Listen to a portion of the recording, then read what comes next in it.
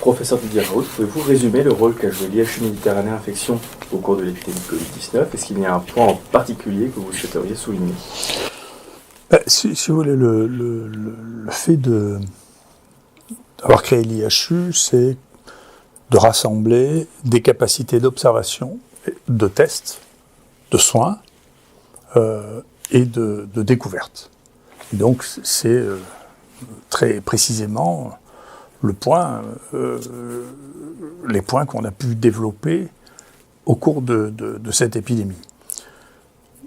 Pour lequel, je rappelle pour ceux qui veulent le voir, vous voyez que vous pouvez regarder mon rapport de mission qui est online, vous voyez, qui est dans lequel, dans mon introduction, si vous pouvez lire mon introduction, j'expliquais qu'on n'était pas préparé à une épidémie d'infection respiratoire qui serait probablement celle qui serait le pire si on devait l'avoir. Je connais ça en 2002 quand même, hein. Mon introduction c'est 2002. Donc j'ai continué à penser ça et on l'a organisé. Alors, vous voyez, la première chose que l'on observe, c'est observer, ça n'est pas prédire, c'est observer. Et donc, quand vous êtes dans quelque chose en particulier qui est nouveau, vous ne pouvez pas le prédire. Et donc là, ce qui est résumé, c'est les cas, parce que comme il y a beaucoup de gens qui sont venus de l'extérieur, c'est les cas de gens de Marseillais qui sont venus ici, qui ont été testés, qui ont été hospitalisés en réanimation et qui sont décédés. Alors, sur le décès ou sur les réanimations, les choses sont un peu plus complexes que le nombre de positifs. Il n'y a pas vraiment de biais important sur la positivité, parce que vous vous souvenez qu'on a testé d'emblée tout le monde. Donc, il y a des gens qui avaient une proportion de morts ou une proportion de réanimation beaucoup plus importante, parce qu'ils ne testaient que les gens qui étaient arrivés à être hospitalisés, tandis que nous, on testait les gens qui venaient se faire tester. Et donc, notre proportion n'a pas changé de manière extraordinaire, sauf que ce qui s'est passé, c'est que chacun de ces épisodes a été dû à un variant différent. Donc il ne s'agit pas d'une épidémie qui faisait des rebonds, comme une balle de ping-pong. Il n'y avait pas de vagues successives de la même épidémie. Il y avait des variants, et donc cette épidémie nous a beaucoup appris parce que nous n'avions jamais eu d'épidémie comme ça. Donc c'est quelque chose de nouveau, donc qui était imprévisible parce que simplement elle était nouvelle. Et en même temps, ce que vous voyez, c'est un point qui est très important. Ce que vous pouvez faire, j'y reviendrai, vous pouvez essayer de contrôler du mieux que vous pouvez les choses, mais je sais qu'on m'a beaucoup voulu de dire ça, il n'y a pas de baguette magique. Ouais. Il n'y a pas un moment où vous pouvez dire ça va s'arrêter. Donc, du coup, ça devient maintenant les choses petit à petit, parce que dans l'information, dans la politique, finalement, au bout de 2 ans, c'est lassant de répéter les mêmes choses, si vous voulez, mais vous ne pouvez pas dire en regardant ça, pas plus qu'en regardant dans le monde, regardez, on a mis le vaccin, et puis ça s'est arrêté, regardez, on a trouvé ça s'est arrêté. Donc il faut faire très attention, ça veut dire 2 choses. C'est très dangereux de manier l'angoisse en se disant, écoutez, on va vous trouver une solution, vous êtes angoissé, vous êtes inquiet, on vous coince à la maison, vous ne pouvez plus bouger, mais on a une solution. Quand on est dans une situation de cet ordre-là, on ne sait pas si on aura une solution. Il faut être très prudent, à ne pas manier l'angoisse comme ça, parce que quand vous avez manié l'angoisse des gens pendant 2 ans, après, vous ne savez plus dans quel état vous retrouvez la société. Ça, c'est un point. Et deuxièmement, il faut se poser la question de savoir pourquoi, finalement, ça a été si mal vécu. Comme moi j'ai dit, vous savez, il n'y a pas de baguette magique.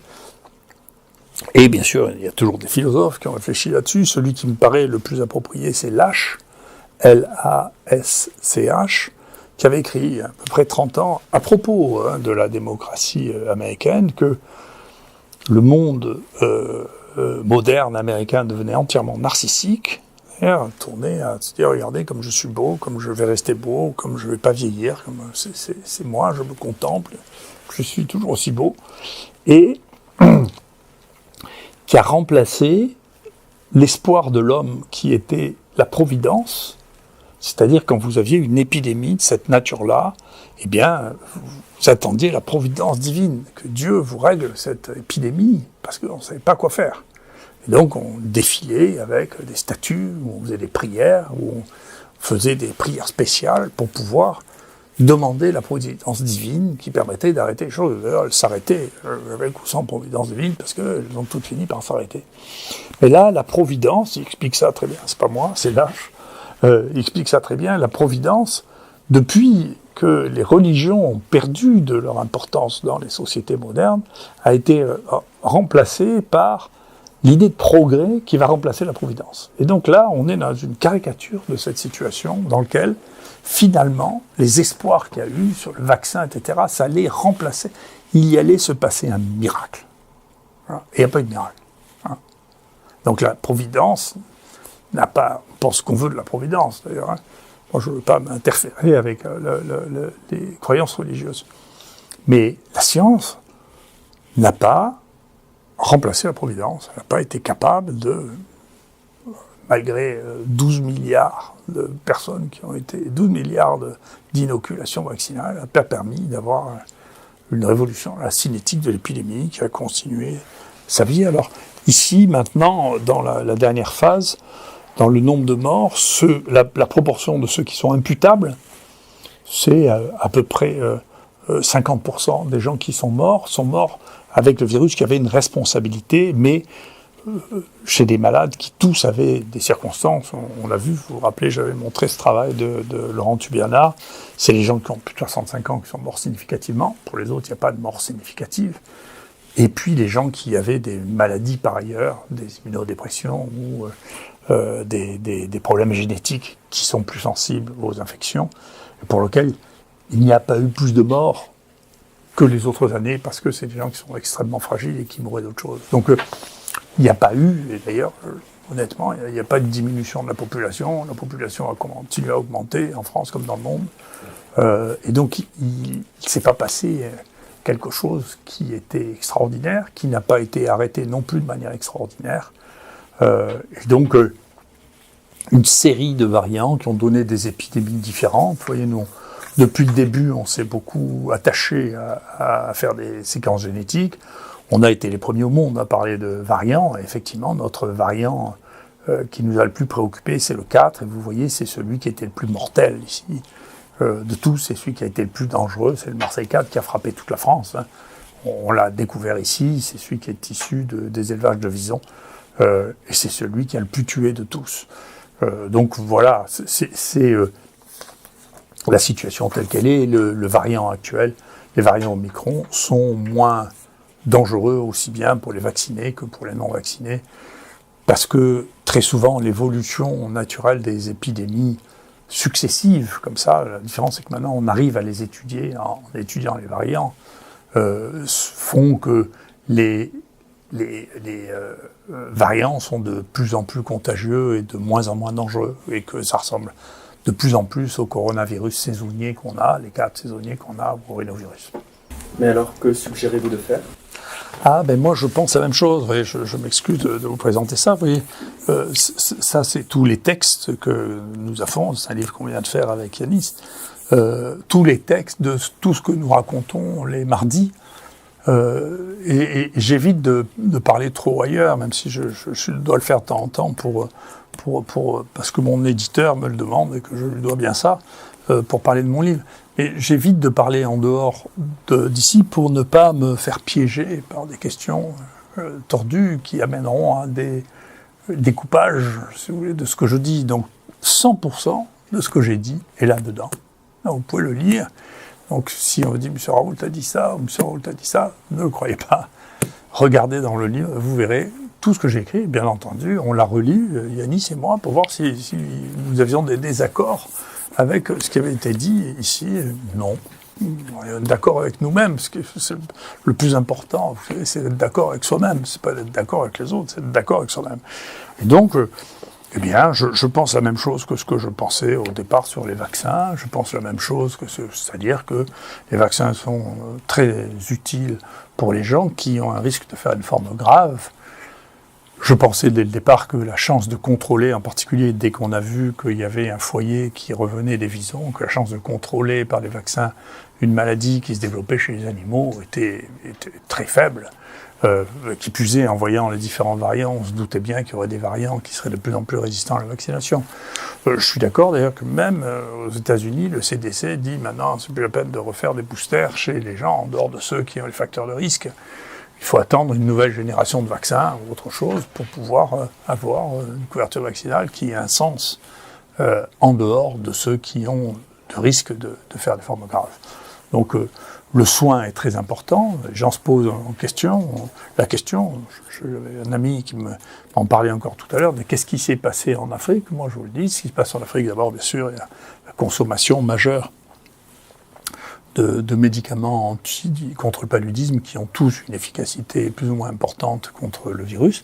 Et puis deuxièmement, il y a un soin de proximité qui est un énorme problème actuellement en France, parce qu'on manque de médecins, on a des difficultés, tout le monde a des difficultés à recruter des infirmières, et que donc la médecine de proximité, c'est-à-dire d'aller voir les malades, de recevoir les malades, est quelque chose qui est en train de diminuer.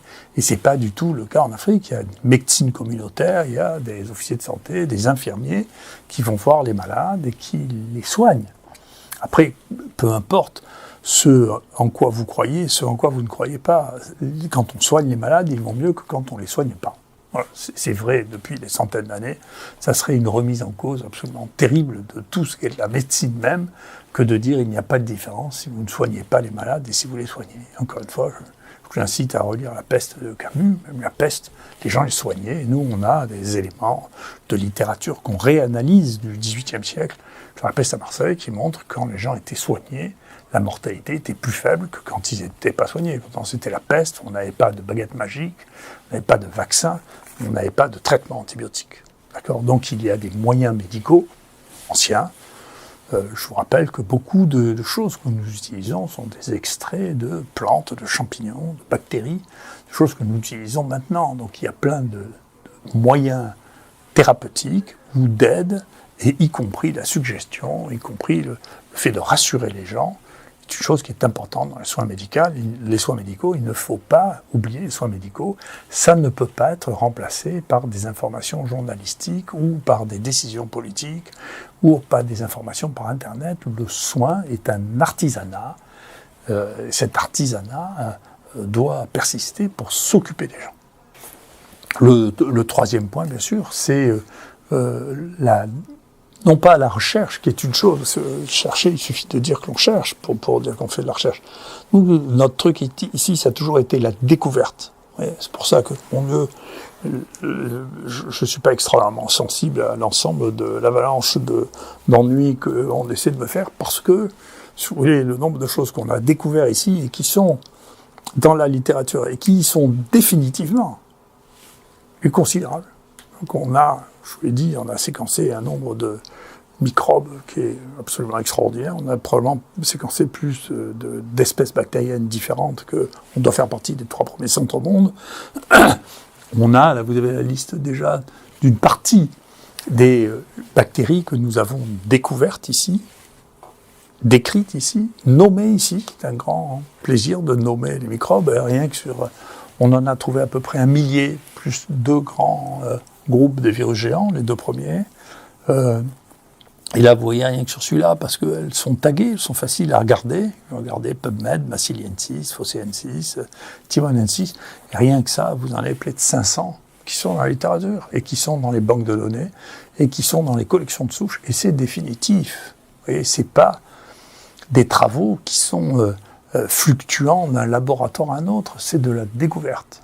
D'accord ? Comme vous découvrez une nouvelle plante, ou comme vous découvrez un nouvel insecte, c'est de la découverte. Voilà, ça établit quelque chose qui est nouveau et qui enrichit la connaissance humaine. C'est pas des débats, si vous voulez, sur est-ce que vous avez appliqué la réglementation dans le sens où nous interprétons la réglementation ou pas. Ce qui est pas inintéressant, mais comme je ne suis pas juriste, je reconnais que ça me fascine pas. On fait les choses. Vous savez, l'éthique, il faut différencier l'éthique de la réglementation. L'éthique, c'est basiquement être bienveillant, ne pas faire prendre de risques aux malades et essayer de faire quelque chose qui apportera une connaissance à la médecine pour ce qui nous concerne. Voilà. C'est ça l'éthique. Après, les règlements, bien entendu, on le fait avec le consentement du malade, il faut que le malade soit d'accord. Voilà, ça ce sont les règles de base. D'ailleurs, on a posé la question, nous, au philosophe, qui est la faculté de médecine, qui a été le président du comité national d'éthique et qui nous a renvoyé, écoutez, voilà, le principe de l'éthique, c'est la bienveillance, l'absence de prise de risque pour le patient et l'information, c'est les éléments clés. Après, vous savez, les lois elles changent toutes les 3 ans parce qu'on a toute une quantité de députés, encore une autre quantité de députés, chacun veut améliorer sa loi, remettre un truc. Ces lois, on les connaît plus ou moins. Je veux dire quelque chose, une fois, je suis allé discuter de ces problèmes qui étaient complexes sur la dernière loi en vigueur sur l'éthique qui s'appelle la loi Jardé, et je suis allé voir le directeur de l'hôpital en le prévenant à l'avance que je voulais, parce qu'on avait vraiment des problèmes avec son service de recherche, lui parler de la loi Jardé, et il m'a demandé en écarquillant les yeux, mais qu'est-ce que c'est que la loi Jardé? Donc si vous voulez, la succession des lois et l'intérêt profond que portaient les gens qui administraient tout ça à cette évolution des lois et du cadre de est-ce que vous êtes dans le 1, le 2, le 3 en termes de cases, si vous voulez, quand vous faites des choses qui ne prennent aucun risque, ni sur le plan de l'anonymité, ni sur le plan du prélèvement. C'est-à-dire quand vous ne faites pas de prélèvement nouveau, et quand vous ne prenez pas de risque, et que vous informez les gens, si vous voulez. Après, le reste du détail, c'est des trucs. En revanche, ça, c'est clairement dans la déclaration d'Helsinki, si cette recherche vous rapporte de l'argent à cause du travail que vous faites chez le patient, vous devez lui dire. Personnellement, je ne suis pas sûr que dans les CPP, on vérifie bien que l'investigateur, quand il fait signer au patient son consentement, lui dise, quand vous faites des essais avec l'industrie, nous on n'en fait pas. Pour le travail que je suis en train de faire là, je vais gagner de l'argent ou je vais gagner des avantages en nature. Ce qui est pourtant, ça fait partie de la déclaration de Helsinki. Oui. Donc, nous, on n'a pas d'état d'âme, on n'a pas fait de mal aux gens, même si les gens ont fantasmé. Tous les 3 mois, on nous menace en disant, dans le procureur, ça fait 2 ans, un peu plus de 2 ans que ça dure. Bon, pour l'instant, rien n'arrivé, on verra bien. Hein.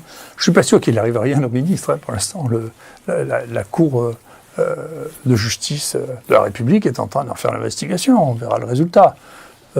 C'est pas moi qui les poursuis pour l'instant. Donc, ils auront leur destin. Moi, j'ai le mien.